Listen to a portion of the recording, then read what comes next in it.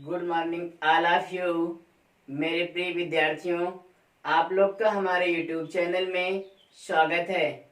जैसा कि आप लोग देख रहे हैं कि आज का हमारा टॉपिक होगा कूलाम के नियम का सदिश स्वरूप। तो अब आपको एक ये चीज हम बता देना चाहते हैं इस नियम को शुरू करने से पहले कि कूलाम का नियम तो आप लोगों को इससे पहले पढ़ाया गया था। जो विद्यार्थी कूलाम का नियम ना पढ़े हों तो पहले उनसे रिक्वेस्ट है कि वो वीडियो इससे पहले वाली वीडियो को देख लें, ताकि उनको इस टॉपिक में आसानी हो, कोई परेशानी ना हो, अच्छे से समझ में आए। तो अब आपको कूलाम का नियम जो निकाला गया था उसमें बल निकाला गया था, तो इसमें बल का आपको सदिश स्वरूप करना है। सदिश स्वरूप का मतलब उसके ऊपर वेक्टर लगा देना होता है। ठीक है दोस्तों, तो चलिए इसकी इंग्लिश क्या होती है, vector form of Coulomb's law. तो आपको सदिश जो स्वरूप होता है थ्री डायमेंशन होता है, मतलब त्रिविमीय गति होता है। जैसे आप लोग आज तक पढ़े होंगे एक्स अक्ष और वाई अक्ष, कक्षा 11 में पढ़े होंगे, थ्री डायमेंशन 10 में भी। तो अब आपको यहाँ पे लेके चलना होगा थ्री डायमेंशनल मोशन, मतलब एक्स अक्ष वाई अक्ष जेड अक्ष। जैसा कि आपको हम टाइम आपको बचत करने के लिए हमको लिखने में टाइम लगता है, इसीलिए आपको हमने पहले राइट कर दिया है। तो आपको देखिए यहाँ फिगर आसानी से बना ले जाएंगे आप लोग, परेशानी नहीं होनी चाहिए। जैसे इसमें एक्स अक्ष वाई अक्ष जेड अक्ष तीन अक्ष आपको लिए जाएंगे। ठीक है, तो आपको तीन अक्ष लेंगे, यहाँ पे एक्स अक्ष लिखा गया, यहाँ पे वाई अक्ष, यहाँ पे जेड अक्ष। तो यहाँ पे तीनों जहां से शुरुआत हुई, जहाँ से प्रारंभ है, जिस पॉइंट पर कट करते हैं वहां पे आपका क्या हो जाएगा, मूल बिंदु, जिसका नाम हमने ओ दिया है। अब इसके बाद किसी भी अक्ष में, चाहे एक्स वाई अक्ष में, चाहे वाई जेड अक्ष में, चाहे एक्स जेड अक्ष में, कोई आप दो बिंदु आवेश ले लेंगे, है ना। तो हमने देखिए क्या किया, यहाँ पे दो बिंदु आवेश कौन कौन से लिया है, एक बिंदु ए ले लेते हैं, एक बिंदु बी ले लेते हैं। बिंदु ए का आवेश हमने क्या लिया है, Q1, और बिंदु बी का आवेश क्या लिया, जैसे कि आपको दिख रहा होगा Q2। ठीक है, इतना तो आपको समझ में आना चाहिए। और Q1 का जो आवेश ऋणावेश है कि धनावेश, कोई साइन नहीं होती है, तो आपको धनावेश लिया जाता है। तो इसका भी धनावेश होगा और इसका भी धनावेश होगा। तो आपको इससे पहले बताया गया था समान आवेशों के बीच कौन सा बल लगता है, प्रतिकर्षण। तो यहाँ पे दोनों आवेश समान होगा, तो इसको आपको ऐसे पास पास, जैसे दोनों आवेश है तो इसको पास पास ना ला करके दोनों सोचेंगे दूर दूर जाए। तो अब देखिए दोनों आवेश आपको है, तो यहाँ पर आज Q2 आवेश है, Q1 आवेश है। ठीक है, अब ये जो आपको चाहेगा कि जो Q1 है Q2 को दूर भगा दे, और Q2 भी चाहेगा Q1 को दूर कर दे इधर। अब इसके बाद यहाँ पे देखिए एक बल लगेगा, जो बल लगेगा Q1 पर, उसका नाम हम राइट कर देते हैं, इसकी दिशा इधर होगी, बता रहे हैं दिशा क्यों इधर हो रही है, वेक्टर F12। इसको दोस्तों 12 नहीं पढ़ा जाएगा, रीड 12 नहीं किया जाएगा। आप समझने के लिए 12 कह सकते हो, लेकिन इसको रीड किया जाएगा वेक्टर F12, और इसको रीड करेंगे वेक्टर F21। अब यहां से इसका मतलब होगा वेक्टर F12 का मतलब आवेश है Q2 के द्वारा आवेश Q1 पर लगाया गया बल। अब देखिए इसका मतलब होगा आवेश Q2 के द्वारा Q1 पर लगाया गया बल, और इसका मतलब होगा आवेश Q1 के द्वारा आवेश Q2 पर लगाया गया बल। देखिए इसका मतलब समझ में आपको आ जाना चाहिए आसानी से। अब देखिए यहाँ से जो ये बल लगाएगा, अब देखिए इसका पहले निकाल लेते हैं, चलिए इसका ले लेते हैं, कोई बात नहीं। आवेश Q1 के द्वारा आवेश Q2 पर जो बल लगेगा किधर लगेगा, आवेश जो Q1 है वो चाहेगा उसको हम विपरीत दिशा में कर दें, है ना। Q1 के द्वारा Q2 पर जो बल लगेगा, जैसे देखिए आप कोई भी आवेश यहाँ पर हम ले लेते हैं Q1 के द्वारा, जैसे आपका आवेश ये दोनों लिया गया है, यहाँ पर Q1 और यहाँ पर मान लेते हैं Q2 है। ठीक है, तो दोनों बल है, इस पे पूछा जाए आवेश Q1 के द्वारा Q2 पर, ये भी प्लस साइन इसकी भी साइन है, तो Q1 जो चाहेगा इसके बीच प्रतिकर्षण के चाहेगा ये दूर कर दें, इसके द्वारा जो बल लगेगा इसको F1 बल दे देते हैं, और इसके द्वारा जो बल लगेगा उसको भी विपरीत करेगा, इसको F2 बल दे देते हैं। तो इसीलिए वहां पे जो हमने राइट किया है आवेश Q1 के द्वारा आवेश Q2 पर जो बल लगता है उसको राइट करते हैं वेक्टर F21। इसको जो जिसके द्वारा लगता है उसको यहाँ पे बगल में लिखा जाता है, बाद में जिस पर लगता है उसको पहले। इसका मतलब होगा आवेश Q1 के द्वारा आवेश Q2 पर लगाया गया जो बल की दिशा होगा इस तरफ होगा, है ना। यहाँ पॉइंट A है तो यहाँ पर B, तो मतलब A से B की तरफ जो बल लग रहा है इसका A से किस तरफ आ रहे हैं, A से B की तरफ एरो बनाया गया कि नहीं, यहाँ पर A से B की तरफ बल लगा है। और इसका मतलब जो आपको होगा वेक्टर यहाँ पे हो जाएगा F12, मतलब इसका होगा आवेश है Q2 के द्वारा Q1 पर लगाया गया बल, मतलब इसके द्वारा इस पर जो बल लगेगा उसके विपरीत ये वाला चाहेगा Q2 Q1 पे बल लगे। बल लगाने मतलब आकर्षण नहीं, चाहे उसको दूर भगाने के लिए, नहीं जो बल की दिशा होगा इसके इधर हो जाएगा, इसके द्वारा। इसका मतलब हिंदी होगा जो बाद में लिखा उसके द्वारा लगेगा आवेश Q2 के द्वारा Q1 पर लगाया गया बल। जैसा कि हमने दोस्तों जो यहाँ पे आपको बताया हमने वही चीज आपको वहां पे हमने समझाया है, राइट कर दिया गया। जैसे यहाँ पर देखिए, अब यहाँ से देखिए क्या है, जो बल आपको लगाया गया है वेक्टर F21, ये है ना किसके द्वारा लगाया गया, Q1 आवेश जो था उसके द्वारा ये बल लगाया गया है। और जो वेक्टर F12 है वो Q2 के द्वारा बल लगाया गया है। क्योंकि दोस्तों देखिए ध्यान दीजिएगा थोड़ा, यहाँ पर जो Q1 आपका होगा और Q2 पर बल लगाना है, तो ये दोनों समान चिन्ह से प्रतिकर्षण होगा। मतलब Q1 चाहेगा Q2 और दूर चला जाए, है ना, तो इसका जो बल लगेगा इसी दिशा में लगेगा। इसी दिशा में तब आएगा जब दूर होने का मतलब बल इसका इधर ही जाएगा। इसको इसके भगा दें, इसको चाहेगा कि इधर भगा देना, तो बल जो है A से B की तरफ लगेगा, तो इस बल की एरो की साइन इधर हो जाएगा। और जो इसका मतलब होगा Q2 के द्वारा Q1 पर जो बल लगा इसका भी साइन सेम है, तो इसके द्वारा बल आपको इस दिशा में लगेगा। Q2 चाहेगा Q1 और दूर चला जाए, दूर तब जाएगा जब इसको धक्का दिया जाएगा ना। धक्का देने का मतलब जो इसके द्वारा बल लग रहा है B से A की दिशा में, बल की जो दिशा बनाई जाएगी, क्रिया रेखा आपको कहना पड़ेगा उसको, B से A की तरफ, मतलब उसी दिशा में। यहाँ से आप बना सकते हो ऐसे, यहाँ से यहाँ तक, और इसको यहाँ से यहाँ तक बना सकते हो, लेकिन अच्छा थोड़ा उधर बना दिया गया, तो वेक्टर F12 होगा। अब इसके बाद देखिए हम क्या बताते हैं, जो आपको आवेश Q1 Q2 के द्वारा जो बल लगाया जा रहा है उसके बीच की दूरी आपको मान लेते हैं वेक्टर R12 होगा। और B से A पर जो बल लगाया जा रहा है उसकी भी दूरी कितना हुई, उतने दूरी सेम है। यहाँ दोनों के जो बीच की डिस्टेंस होगा इसके द्वारा इस पर चाहे बल लगाए चाहे Q1 द्वारा Q2 पर, दोनों बार की जो डिस्टेंस बीच की दूरी आ रही है वो सेम आ रही है, लेकिन दोनों की बल की दिशा क्या हो रही है, खाली अलग अलग। अब इसके बाद आपको दोस्तों हिंदी लिखना होगा। मान लेंगे माना दो बिंदु आवेश, यहाँ पर देखिए लिखा जाएगा माना दो बिंदु आवेश Q1 व Q2 है, जिनके स्थित सदिश क्रमशः वेक्टर R1 व वेक्टर R2। स्थित सदिश का मतलब मूल बिंदु से दूरी दोस्तों लिया जाता है, जिनकी मूल बिंदु से स्थित सदिश वेक्टर R1 व वेक्टर R2 है। इसकी यहाँ से दूरी आपको वेक्टर R1 लिया जाएगा, यहाँ से दूरी इसकी वेक्टर R2 है। अब इसके बाद लिखा जाएगा दोस्तों आवेश Q1 के सापेक्ष, इसके आवेश Q1 के सापेक्ष आवेश Q2 का स्थित सदिश, जैसा कि हमने राइट कर दिया आपको दिख रहा होगा। तो आवेश Q1 के सापेक्ष आवेश Q2 का स्थित सदिश, इसको राइट किया जाएगा vector R12 is equal to. जैसे अगर आपको कोई चीज लिखा होता है, जैसे आपको बताते हैं, अगर कोई भी चीज आपको लिखा मिलता है, जैसे यहाँ पर देखिए ध्यान दीजिएगा आप लोग, जिससे अगर आपको लिखा मिलता है, जैसे आप लोग कुछ भी समझिए ना, आपको आसानी से डेल्टा टी का मतलब क्या होता है, T2 माइनस T1, मतलब आपको दूसरे वाले में से पहला वाला घटाना होता है। तो इसमें आपको दूसरे मतलब R1 में से R2 को क्या कर देंगे, आप घटा देंगे, लेकिन सदिश फॉर्म में होना चाहिए। अब इसका मापांक लिया जाएगा, मापांक के अंदर आपकी कोई भी राशि होगा चाहे प्लस में या माइनस में, तो आपको हमेशा प्लस के फॉर्म में आएगा, उसको ध्यान दीजिएगा। अब चलिए दोस्तों आपको दो कंडीशन यहाँ पर बनती है। एक बार लिखेंगे आवेश Q1 के द्वारा Q2 पर लगाया गया बल, देखिए उसके द्वारा जो बल लगाया जाएगा, आवेश Q1 के द्वारा आवेश Q2 पर लगाया गया सदिश बल या सदिश वैद्युत बल, है ना, ध्यान दीजिएगा आप लोग। देखिए आवेश Q1 के द्वारा Q2 पर, इसके द्वारा इस पे जो बल लगाया उसको हमने किससे व्यक्त किया है, यहाँ पर देखिए वेक्टर F12 वेक्टर F21, ध्यान दीजिएगा, ध्यान रखते यही राइट किया जाएगा। और फिर आपको बल का फार्मूला कूलाम के नियम से पहले आपको बताया गया 1/4πε0 Q1 × Q2/r² होता था, तो इसलिए r² यहाँ पे ना राइट करके राइट किया जाएगा r²12, क्योंकि यहाँ से यहाँ की जो दूरी लिया गया है ये दोनों आवेशों की कितना है 12 कैप राइट किया जाए, तो खाली कैप 12 राइट कर दीजिए, r12 चाहे दोनों सही होगा, तो इसलिए दूरी यहाँ पर होगा। यहाँ पर r⁻12 का मतलब एकांक सदिश या इकाई सदिश, जिसका मान हमेशा एक होता है, ये सदिश फॉर्म में लेना है, न तो आपको यहाँ पे राइट करना दिखाना जरूरी है। सदिश फॉर्म में लिखा गया ना, तो एकांक सदिश आपको लिखना होगा, इसका मान होता है, इसका मतलब होता है एकांक सदिश का मान एक होता है।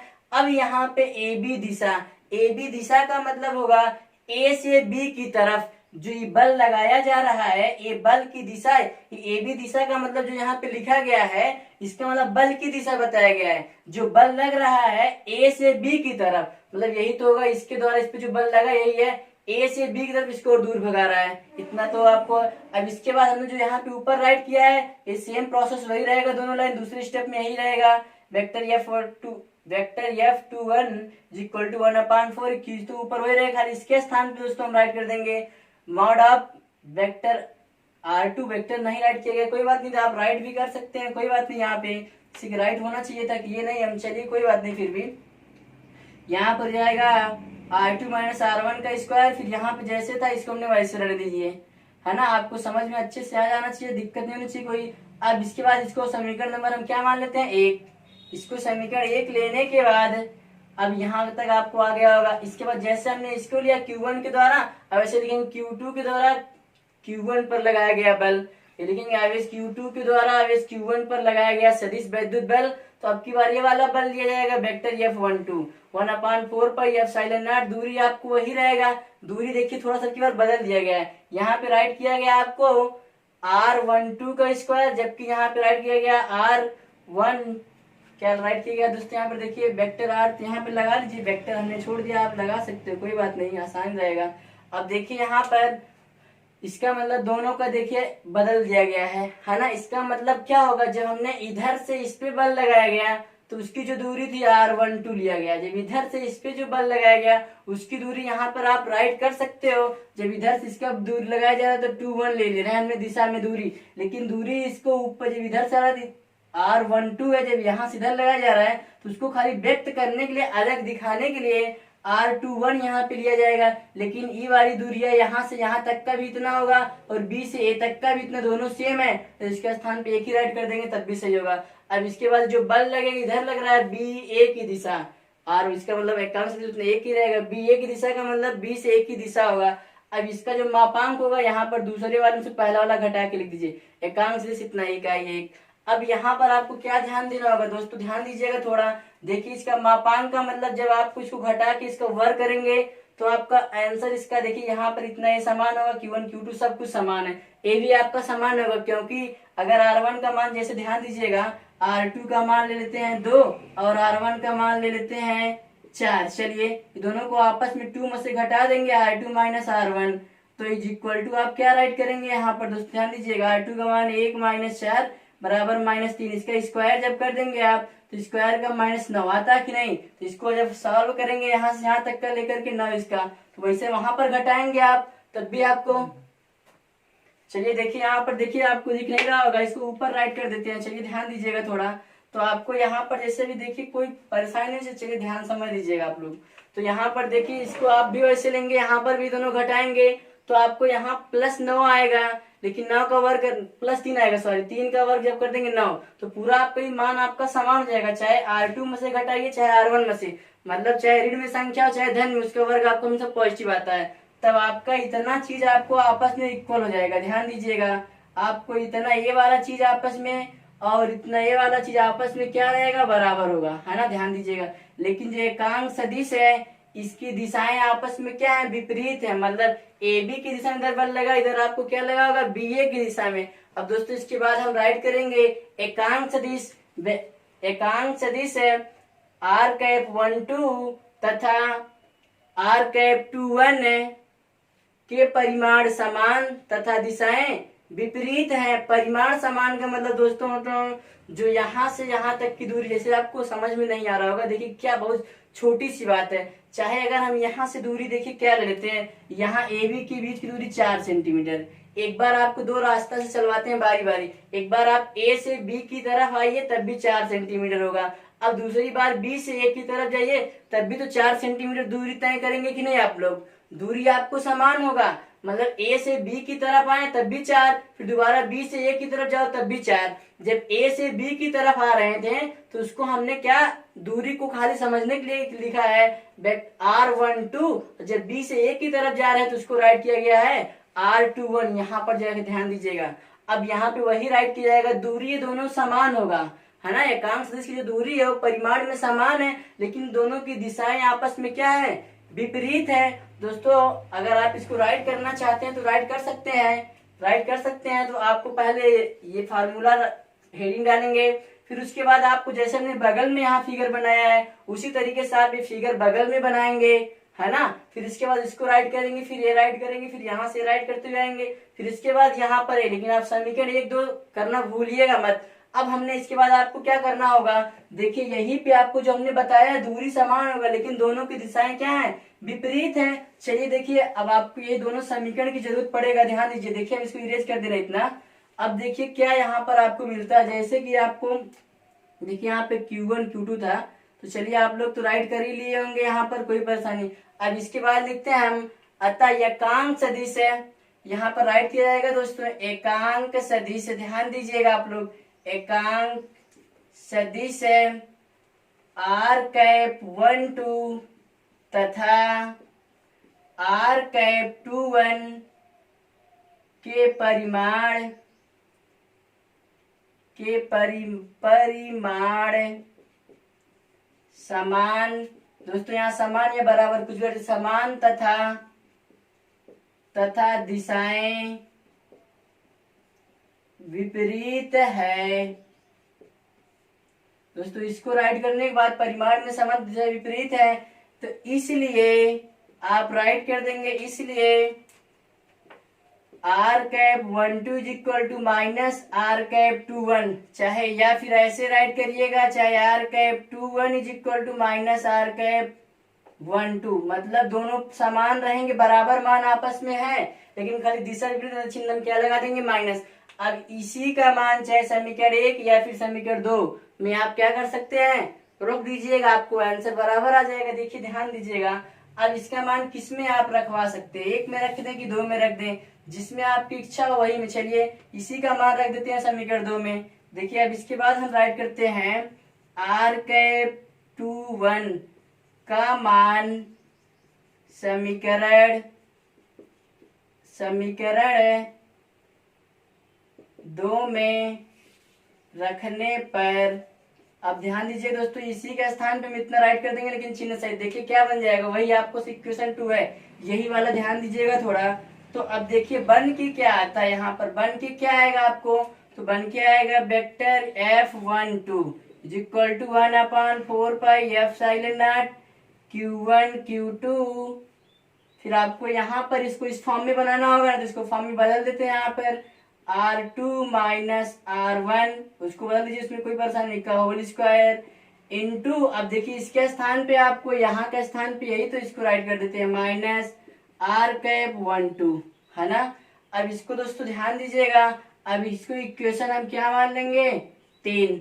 अब इसको इक्वेशन आप 3 लीजिएगा। अब देखिए इक्वेशन 3 हमने जिसमें मान रखा उसको छोड़ देंगे, एक बचा इक्वेशन 3 और 1 में देखिए क्या समानता होती है, सब कुछ आपको बराबर मिलेगा। देखिए क्या है, तो आपको देखिए इतना मानने वाला और इतना मानने वाला आपस में क्या दिख रहा होगा, पूरा पूरा इक्वल, है ना। और ये भी मान आपस में क्या है, इक्वल, सब कुछ समान, लेकिन यहाँ खाली माइनस है और यहाँ पर सब भी माइनस, खाली यहाँ पे चिन्ह आपको क्या मिल जाएगा, माइनस। लिख देते हैं समीकरण 1 व 2 से, दोस्तों यहाँ सॉरी 3 से लिखा जाएगा, इतना आपको, ये तो आपको राइट कर लिए होंगे ना, तो हम आपको समझने के लिए केवल यहाँ पर है। अब इसके बाद आपको यहाँ से ध्यान दीजिएगा, देखिए ये सब वैल्यू आपस में समान है, R12 है भी R12 का है, लेकिन खाली यहाँ माइनस है। जब इसकी तुलना कर दिया जाएगा सभी दोनों आपस में कट जाएगा, लेकिन कटने के बाद आपस में क्या मिलेगा आपको, खाली माइनस चिन्ह मिलेगा।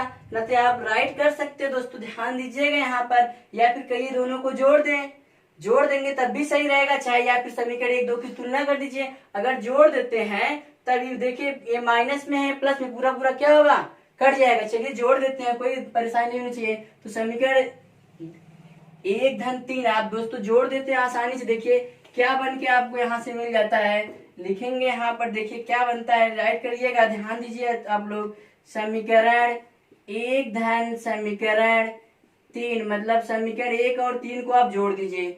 समीकरण 1 3 को जब जोड़ेंगे तो सब पूरा मान अभी भी आपको दिखाए समान था, सब कट जाएगा। तो इधर आपको बचेगा, इधर जाएगा वेक्टर F21 प्लस ये वाला आपकी समीकरण 1 से मिलेगा, आपको दिख रहा होगा समीकरण 1, देख लीजिएगा आप लोग ऊपर जाके। तो वेक्टर 1 2 इज इक्वल टू पूरा मान कट जाएगा, माइनस में है दोनों घट जाएगा, प्लस माइनस यहाँ पर हो जाएगा 0। या फिर आप ऐसे रहने दीजिएगा या फिर इसको उधर कर दीजिए, या आप इसको राइट कर सकते हैं vector F21 is equal to minus vector पक्षांतर जिसको आप बोलते हैं 1 2। तो आपको यही देखिए यहाँ से निकल के आता है फार्मूला। अब देखिए दोस्तों आपको यही इतना लेके आना था। अब यहाँ से आपको क्या एक लाइन हिंदी लिखना पड़ेगा।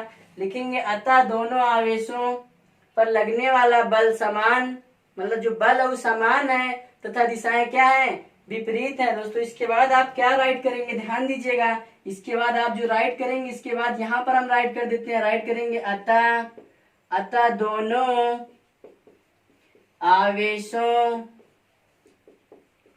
पर लगने वाला बल समान तथा दिशा में विपरीत है। अब इतना आप राइट करेंगे, मतलब आपको तो हमने आवेश लिया था ना अलग अलग पार्ट का, लेकिन दूरी भी थी वही थी। यहाँ पर जो बल भी लगेगा वो भी आपको क्या रहेगा, समान होगा, और उसकी दिशाएं क्या, विपरीत। तो आप एक नोट में पॉइंट लिखिएगा दोस्तों, मोस्ट इंपॉर्टेंट पॉइंट है, आपको अक्सर पूछ लिया था ऑब्जेक्टिव क्वेश्चन में, विकल्पी में। तो अब यहाँ से आपको निष्कर्ष करता तो लोग पूछते हैं कूलाम का नियम न्यूटन के किस नियम का पालन करता है, तो यहाँ से आपको न्यूटन के तृतीय नियम का पालन करता है। आप राइट करेंगे कूलाम का नियम